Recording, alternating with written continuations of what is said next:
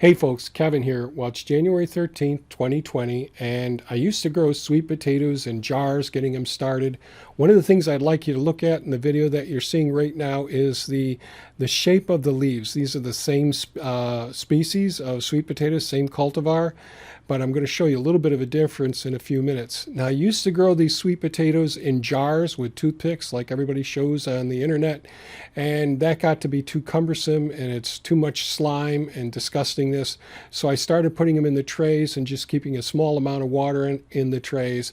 And this worked pretty darn well, as you can see as I peeled the slips off from the potatoes.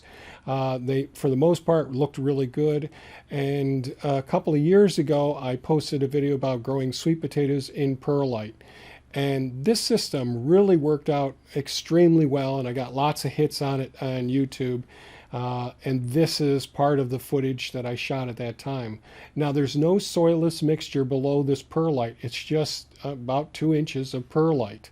And I go through and I make sure that there's no, I'm stripping down the leaves to the minimum number of leaves. I'm pulling off any roots that don't look good. And these sweet potato slips did extremely well. I was so impressed at how well these systems did do. Nothing that didn't look great stayed on the sweet potato. I wanted nice pearl white leaves, no slime, nothing disgusting showing up there. And again, this worked out great. Working in the jars, I didn't like. You had to change the water every day. Working in the trays, you could just rinse them off real easy. It was super easy to take care of the sweet potatoes. And this process worked pretty darn well. But I'm always looking to try and improve things as time goes on. And these sweet potato slips are a little bit too close together. It did work out great, but I thought I'm going to try this a little bit differently the next season. So that's what I'm going to do, is take you through the next 2 seasons of the process. This worked a couple seasons ago. So a year ago, I went ahead and decided instead of doing it in water, I was going to put them in some of the Soilless mixture. And I'm pointing out right now a bacterial infection that's harbored in some of these sweet potatoes. They won't harm us for consuming them, but even organic ones, you see there's little white fluffy clouds around the edges of some of these sweet potatoes, and they have soft spots on them. This is a common storage disease, bacterial infection that sweet potatoes get, so those have to be removed. And the thing that I'm learning slowly is don't put too many sweet potatoes close together. And I was still growing these sweet potatoes inside of my house, starting them off, because we live in a very cold, temperate climate. And we don't have the good fortune of having long growing seasons. So I'm just demonstrating how soft the areas are. Then I did a time lapse of them growing under fluorescent lights. And again, our house is 75 to 80 degrees Fahrenheit. And this does get lots of rapid growth. But if you look at these and you really examine the roots on them, they're growing too close to one another. The roots get all intertwined. If there is any infection or challenges, or they're overstressed, then that isn't helpful as well. So keeping the sweet potatoes growing in a soilless mixture, I think, is very advantageous. And separating the sweet potatoes so that they aren't too close together, I think, is helpful as well. Now, I let these grow and be full vines because my goal next was to do what nature does and lay these vines down into some soilless mixture alongside of these trays when I moved them over to the work area. So I think it was towards the end of March, I took these sweet potatoes, brought them over to the work area, and filled up trays with soilless mixture and just put one tray full of sweet potatoes next to a tray without sweet potatoes, and laid the vines down into the soilless mixture next to it. So that's a sweet potato laden tray alongside of a tray without any sweet potatoes, and I just took the vines, put them over the top, covering the other tray, and then buried them underneath the soilless mixture and just left a couple of leaves up. And this worked extremely well. I was so impressed with this. It was better than growing them in perlite. And so ultimately I decided, I brought these up to our third food forest, and I posted this video when I put these in the ground.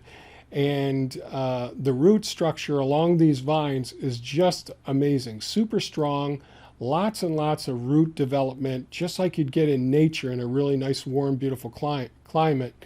And I put them into the beds up there. And unfortunately, we've been having droughts, and this drought wasn't as bad as the one we had this past year, but this drought was significant enough to create some weakness in these plants. But the thing that actually killed them were all the white-tailed deer, even though I put deer fencing up around this, and the rabbits got in there as well. So here we are in 2020 now. So I'm taking the sweet potatoes, I'm soaking them for probably an hour or two. I'll have to go back and check my notes. And then I'm using a Soilless mixture to put the sweet potatoes into that Soilless mixture. And initially, I put them too close together. Again, I forgot the lessons that I learned over time, but I'm going to correct this. And then I covered them up. And I immediately brought all of these trays over to the work area. And here we are in the work area. I separated out some of the sweet potatoes after I had a major boo-boo. So this is in February, end of February. Well, this is actually in March, but I brought these over here in February. I covered them up with another tray that would allow the vines to grow, and no lights were on. They're on a heat mat, and then I put a towel over them. Well, that was a major no-no because that retained too much heat in the soil and basically damaged the sweet potatoes. So I peeled out all the sweet potatoes that were injured and just left the ones that looked good. I left them uncovered, and this is about in March. The room temperature in this area now is probably about 50 degrees Fahrenheit. So I expected these to grow pretty slowly. I wasn't expecting any big miracles or anything, but they did do extremely well just with a heat mat underneath them. And so there's videos of all these processes that I've gone through in the garden updates each time in my growing sweet potato series. So if you wanted to get more details as time went on through this whole process. But let's see now. So this system worked pretty well. Then I decided to go ahead and cut them the way I used to do it, was just cutting some of the vines and putting them in the Soilless mixture and then putting perlite over the surface of the Soilless mixture itself. Now, some of the vines that I'm cutting up, I'm putting in some vines that I didn't think would do that well, and I was correct. Probably as much as 50% of these sweet potato slips that were cuts from vines were either just leaf stems, or they were too far from they weren't a broad enough diameter of the slips. So if I had paid attention to what I really should have been paying attention to, keeping in good separation and only putting in the ones that had a good girth, almost a pencil thickness to the sweet potato slips themselves. Not quite a number 2 pencil thickness, half the thickness of a number 2 pencil. So going ahead, putting them in here, and they grew and put on really good root development over in the work area. And the temperature really never got above 65 degrees Fahrenheit in the work area. But the system worked out extremely well. Timmy's helping me there, of course. And we got those sweet potatoes over into the central garden. We did harden them off, taking them out and putting them out into the greenhouse area there, and bringing them out every day for a few days, and then leaving them out for bring them out initially just for a few hours. Now over here in the central garden, this is a single row with drip tape going down 2 sides of the single row using the weed mats. We used to burn holes in our weed mats. You can see I put cardboard underneath the weed mat there to suppress any weeds from going up and competing with the sweet potatoes. And so the process is getting the sweet potatoes in the ground and getting them protected. So the white-tailed deer love to come in here, jump over the Premier 1 fencing. So I had to come up with a new system for trying to protect the deer. So I took some 6-foot poles and attached them to the 6-foot T-posts, which were down in the ground a good foot or so.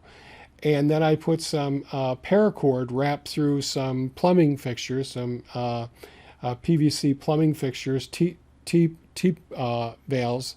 I'm sorry, not T valves. T's for 1-inch PVC, put it on the top of the T-post, and then ran the paracord through through each one of those T-ports. And that allowed me to put some white trail marking tape along that as well to be a visual barrier to discourage the deer from just popping over this 5-foot fence. Or this one's just a 4-foot one, I think. This is chicken fencing. So once I got the paracord up, that discouraged the deer from jumping over in there. We have many more sweet potato plants in various food forests and along the living fences, and you can see the paracord to the side there. One of the problems we did have was the sweet potatoes growing in both directions off that central line. So we'd have to come out and flip the sweet potatoes over and get them to grow closer to the fence, as opposed to growing over into the kale there where we couldn't get down in there and get to the kale. So that system worked out pretty darn well. What's next now?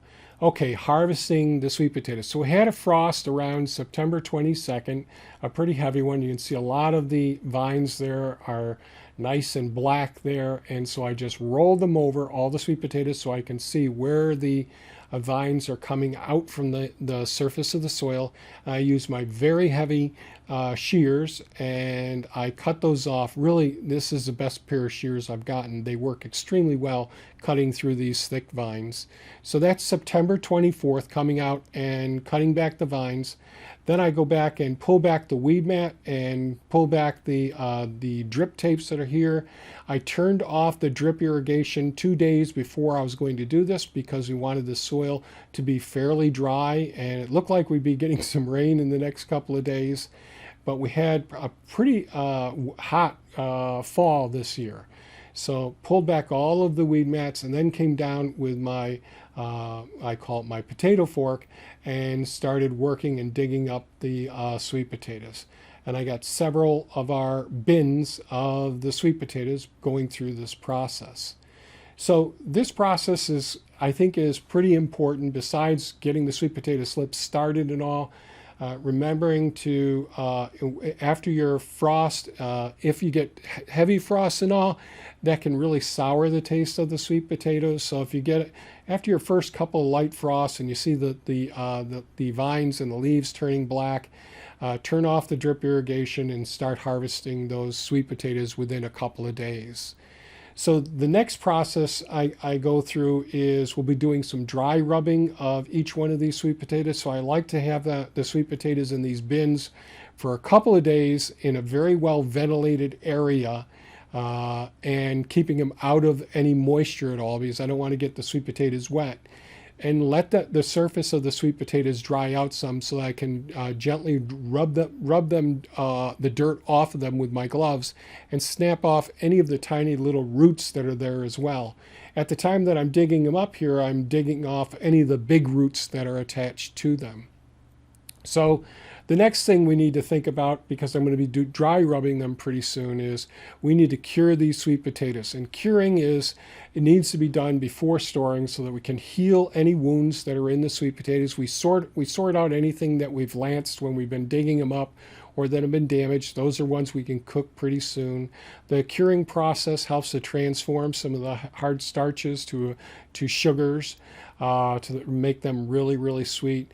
It takes about 10 to 14 days of curing at 80 to 85 degrees Fahrenheit with a really high humidity, 85 to 90% humidity. And some people will put them near their wood stove or put them near their dryer vent or put them on top of the refrigerator. We have so many, we end up putting them in our little Harbor Freight greenhouse initially for the first couple of days if it's going to be really warm days. If you don't get temperatures that are really warm enough, it's let's say 65 to 75 degrees Fahrenheit, then it's going to take about 2 to 3 weeks, probably a good 3 weeks for the sweet potatoes to cure appropriately. We want the skin to really toughen up and heal any wounds. Want to inspect them very closely before we put them into storage. Now you can see I'm going through the dry rubbing process, peeling off all the little tiny roots and working through the process, putting the bins into the Harbor Freight greenhouse. I only stack them maybe just 2 layers thick because I don't want them, too many of them touching each other during the curing process. I want them to be completely exposed. Now, they can be exposed to the sun for the first couple of days, and that was okay in the Harbor Freight. But as soon as the temperature started dropping, we use our bathtub in the downstairs bathroom, and we stack all these bins in there. We want a nice high humidity. And if the temperature is at 65 to 75, you need 2 to 3 weeks. You can put a wet towel in the area near them to help it. You can use a little mister to mist them as well. So storing the sweet potatoes, store them in our root cellar, 55 to 60 degrees, lower humidity, and in the dark. So I hope you enjoyed this video, folks. I hope you have a super fantastic day and stay safe. Bye-bye now.